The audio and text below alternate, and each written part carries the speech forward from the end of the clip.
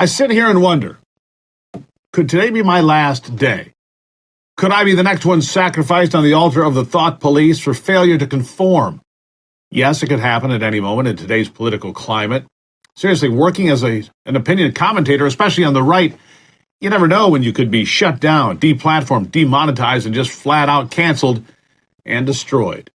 We saw this week that the biggest name in political talk with the highest ratings in a monster contract was not above getting ripped off the air and sent to the proverbial showers, and for what? Tucker Carlson will tell us all someday. At some point, he will reveal what happened with Fox News, pulling the rug out from under him and how that all went down. But in the meantime, he did release a video yesterday evening talking about the state of things. It's important. Watch. All right, we'll get back to Tucker. He ended by saying he'll see us soon. So clearly he has a plan on what he's going to do next. Basically, it's the cancel culture at work today. A single political party that's evolving. But let's get back to why Fox would get rid of a very successful conservative commentator in Tucker Carlson. The most likely scenario involved Carlson stepping on the wrong toes. It wasn't because of the Dominion lawsuit that Fox News settled for a jaw-dropping $787.5 million last week, because Tucker was not really over the top on that conversation at all. It doesn't appear it was because he aired footage from January 6th that showed the day in a much different light than the Democrats and their media lapdogs keep pushing. No, from what I've pieced together, it seems Tucker's crime was to offend the king, Rupert Murdoch, and his royal family. Sounds like maybe Tucker just got too big for his britches and maybe thought he was bigger than Fox. And you cannot tell the folks that are paying you $22 million a year that they're idiots and can't tell you what to do. No matter what they may think about what you're covering, and no matter how big your ratings, that is something that will get you pushed out the door every single time. And Fox has been there before, but there is the matter of the left screaming for Tucker's head on a daily basis. It's allowed them to claim victory, though I don't think it's their victory to claim.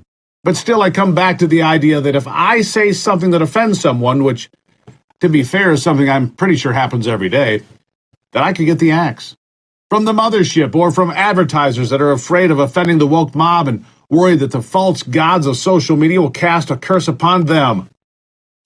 Yeah, I was raised to believe in free speech. My mother taught me about free speech. We were also taught about free speech in school, too. Can you imagine? The old saying used to be, it's a free country, do whatever you want. You don't hear that much anymore. Instead, we're told that words are violence and hate speech should be outlawed, whatever hate speech is. The freedom of speech remains an ever more endangered species in modern America. It is truly shocking to me. It is the one thing I believe is the single most important defining feature of our republic. It's what makes us Americans, the freedom of speech. The willingness to speak our minds, to be heard, to tell it like we see it. And if somebody gets their feelings hurt, well, too bad. Sadly, we're a long way from honesty and free speech this day. We are a country that is moving away from the very things that made us great in the first place, and those are the founding documents of this great nation, the Declaration of Independence, the Constitution, and other great works like the Gettysburg Address, for example. You see, our words defined us. JFK, Martin Luther King, Ronald Reagan, great Americans who embraced the greatness of the words that created and defined us, including their own. Too many people are too willing to cheer on the cancel culture and too willing to sit around silently while the founding principles are torn apart and set on fire.